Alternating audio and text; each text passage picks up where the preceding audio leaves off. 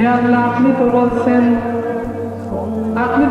আপনি কোন নবীকে, কোন আলেম উলামাকে আপনি বেইজ্জতি করবেন না। আল্লাহ, আমার তো বাবা লাগে, আমার তো কষ্ট হয়, আমি কি করব? আমার তো বাবা লাগে, আমার তো দিল ফেটে যাইতেছে, আমার বাবার কি হালত হবে? আল্লাহ, আমি আপনার কাছে সুপারিশ করতেছি, আপনি আমার বাবাকে মাফ করে দেন। আল্লাহ তাআলা বলবেন, হে ইব্রাহিম, তুমি কি ভুলে গেছো?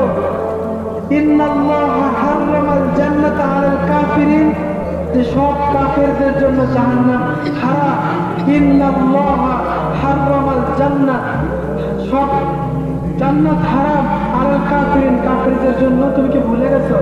আল্লাহ, আমি ভুলি নাই, কিন্তু আপনি তো বলছেন ইয়াউমা লা ইউখজিল্লাহুন নাবী ওয়াল্লাযীনা আমানু মা, যে আপনি কোনো নবীকে কোনো বেইজ্জতি করবেন না, আমার তো মায়া লাগে।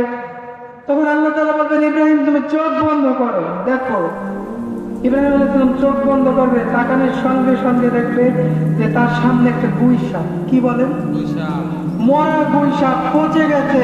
ইব্রাহিম আলাইহিস সালাম বন্ধের মধ্যে ফেরেশতাদেরকে বলবেন, নাকে কাপড় দিয়ে এটাকে সরা, এটাকে ফেলাই দে। আল্লাহ তাআলা ফেরেশতাদেরকে বলবেন, না, আমি একটু খেলা দেখবো, এটাকে তোরা সরাইস। ইব্রাহিম আলাইহিস সালাম বললেন, আল্লাহ, আর পারতেছি না। ফেরেশতাদেরকে বলেন যে এটাকে সরাই দাও, জাহান্নামে নিক্ষেপ করো। ফেরেশতারা সরায় না। ইব্রাহিম আলাইহিস সালাম কি করবেন? একটা নেকড়ে দিয়ে ধরে সেটাকে জাহান্নামের মাঝখানে নিক্ষেপ করে দেবেন। আল্লাহ বলবেন, হে ইব্রাহিম, তুমি কি করলা এটা? কেন? আল্লাহ, এই গুইসাপ আমি থাকতে পারতেছি না। এটা তো তোমার গুইসাপ ছিল না, এটা ছিল তোমার বাবা। এটা ছিল তোমার বাবা। তোমার বাবার জন্য এতক্ষণ কাঁদলা, আমার কাছে সুপারিশ করলা, এখন কি এমন হলো যে তোমার বাবাকে তুমি জাহান্নামে ফেলাই দিলা? ইব্রাহিম আলাইহিস সালাম বলতেছে যে, আল্লাহ, এটা তো আমার বাবা না, এটা তো একটা গুইসাপ। আল্লাহ বলবে যে, তোমার বাবার আমল এইটা ছিল, তোমার বাবা দুনিয়ার মধ্যে কোনো ভালো কাজ করে নাই, এর জন্য তোমার বাবা গুইসাপের আকৃতি হয়েছে। এই জন্য নবীজি হাদিসে বলছেন, তামুতুনা কামা তাহইয়াউ ওয়া তুহশারুনা কামা তামুতুন। জীবন তুমি যেমনে কাটাইবা, মরণ তোমার সামনেই হবে। মরণ তোমার সামনেই হবে, হাসর তোমার সামনেই হবে। জীবন ভালোভাবে কাটাবেন, মরার সময় আপনার ভালোভাবে মরণ হবে। মরার সময় আপনার ফেরেশতারা ফুলের মালা নিয়ে আপনার দরজায় দাঁড়ায় থাকবে। আর মরার সময় আপনি উল্টাপাল্টা করবেন, আপনি দুনিয়ার মধ্যে উল্টাপাল্টা করবেন, সুদ খাবেন, ঘুষ খাবেন, স্ত্রীর সাথে খারাপ ব্যবহার করবেন, একে ধাক্কা দেবেন, ওই লোকের উপর জুলুম করবেন, আপনি এইটা করবেন, উল্টাপাল্টা করবেন, আইন ঠেলবেন। মরার সময় আপনার জান্নাত নসিব হবে না। মরার সময় জাহান্নামের কাফেরা আপনার জন্য শিকল, আগুনের শিকল নিয়ে অপেক্ষা করবে। আল্লাহ তাআলা বলবেন, ওয়াসিকাল্লাযীনা কাফারু ইলা জাহান্নামা যুমারা, যোকে ধর, পাকড়াও কর। 25 বার আল্লাহ তাআলা বলেন, খুজু ফাগুল্লু, যোকে ধর, সুরারে ধর, যাইতে না পারে। সুম্মাল জাহিমা সাল্লু সুম্মা ফি সিলসিলাতিন দারুহা 70 যিরাআন ফাসলুকু। 70 গজ শিকল পেঁচাইয়া আল্লাহ তাআলা জাহান্নামে টানতে টানতে নিয়ে যাবে। তো বাবা, এখনো সময় আছে, ভালো কাজ করেন। এখনো সময় আছে, আল্লাহর পথে ফিরে আসেন। এখনো সময় আছে, মাদ্রাসা মসজিদকে ভালোবাসেন। এখনো সময় আছে, আলেম ওলামাকে মহব্বত করেন।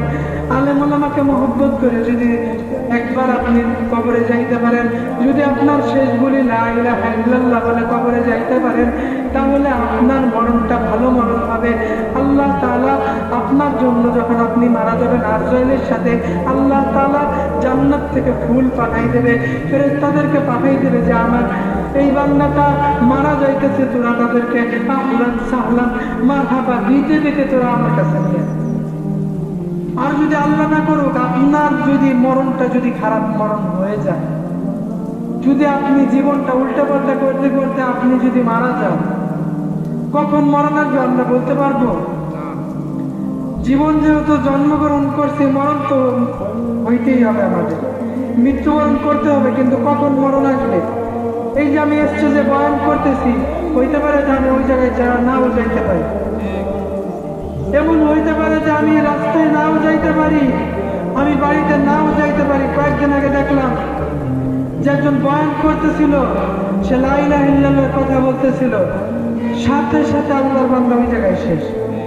মাইক তার সামনে কথা বলতেছে, ওয়াজ শুরু করতেছে, মহিলা টেবিলের উপরে পড়ে গেছে আল্লাহর বান্দা, সাথে সাথে শেষ। কোনো গ্যারান্টি আছে? লাইটের একটা গ্যারান্টি আছে, 6 মাস চলবে, তারপরে নষ্ট হয়ে গেলে আইনও ঠিক করে দেব। এই মাইক্রোফোনের একটা গ্যারান্টি আছে, মাইকেরও একটা গ্যারান্টি আছে, বক্সেরও একটা গ্যারান্টি আছে, মোবাইল ফোনেরও একটা গ্যারান্টি আছে। কিন্তু আমি মানুষ, আমার কি কোনো গ্যারান্টি আছে কিনা? কোনো গ্যারান্টি নাই। এই আজকেও মরে যেতে পারি, 5 দিন পরেও মরতে পারি, 10 বছর পরেও মরতে পারি। এই জন্য আমাদের মরণটা যাতে ভালো মরণ হয়, সবসময় আমরা যেন আল্লাহর কাছে বলি যে, হ্যাঁ আল্লাহ, আমার মরণটা ভালোভাবে দিয়ে আমি যেন আপনার জান্নাতে যাইতে পারি। মরণটা ভালোভাবে দিয়ে আমি যেন আপনার জান্নাতে যাইতে পারি। এইটা আপনি প্রত্যেকদিন রাত্রে বললেন মরবেন, রাত্রে বইলে ঘুমাবেন, দেখবেন যে আপনার মরণটা অত ভালো হয়ে যাবে। মৃত্যুর কথা স্মরণ করবেন। শেষ কথা বলে আমি বিদায় নেব। নবীজি হাদিসে বলছেন, আকসিরু যিকরা হাযিহিল লাযযাতিল মাউত। নবীজি হাদিসে বলছেন, আকসিরু যিকরা হাযিহিল লাযযাতিল মাউত। যে মরণের কথা স্মরণকারী, যে মরণের কথা স্মরণ করবে, তার 3টা পুরস্কার। এই 3টা পুরস্কার বলে আমি বিদায় নেব। কয়টা পুরস্কার? মরণের কথা যে স্মরণ করবে তার 3টা পুরস্কার। প্রথম নাম্বার পুরস্কার হলো তার ইবাদতের মধ্যে মজা লেগে যাবে। আমাদের তো অনেকের ইবাদতে মজা নেই, মসজিদে গিয়ে চলে আসে, ভাল লাগে না এই নামাজ পড়া, এত রাকাত নামাজ ভাল লাগে না। কিন্তু তার ইবাদতে মজা চলে আসবে, আপনার ইবাদত করতেই মন চাবে। মরণের কথা স্মরণ করেন, 20 মিনিট করেন, 20 মিনিট মরণের কথা স্মরণ করেন, তাহলে মরণের কথা স্মরণ করলে নবীজি হাদিসে বলছেন ইবাদতে মজা লেগে যাবে। 2 নম্বর, অল্প তুষ্টি। আমাদের তো আজকে পেট ভরে না।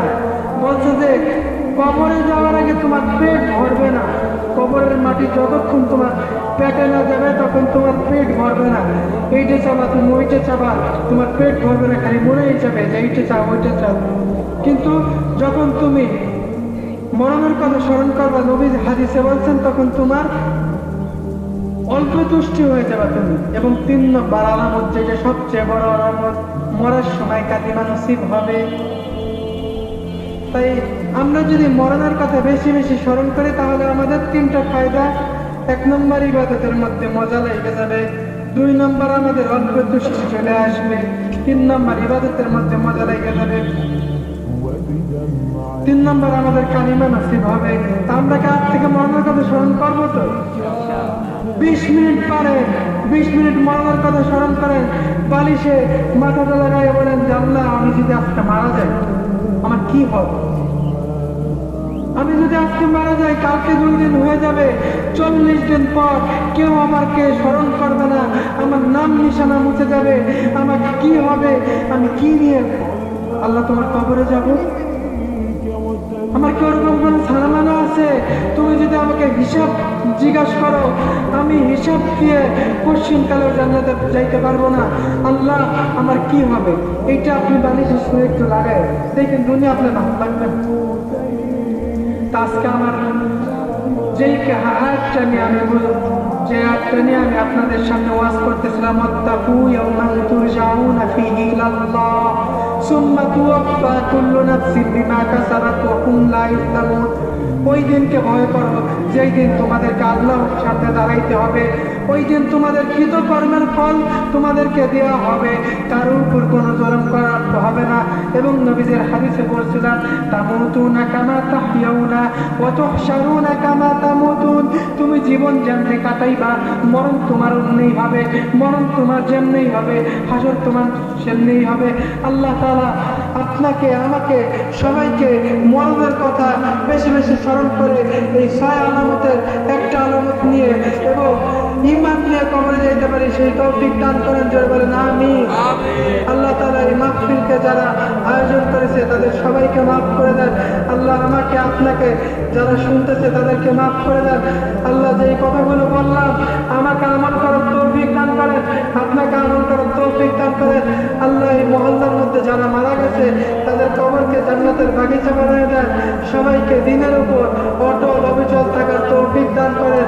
আমিন। آمين جبل آمين وآخر دعوانا أن الحمد لله رب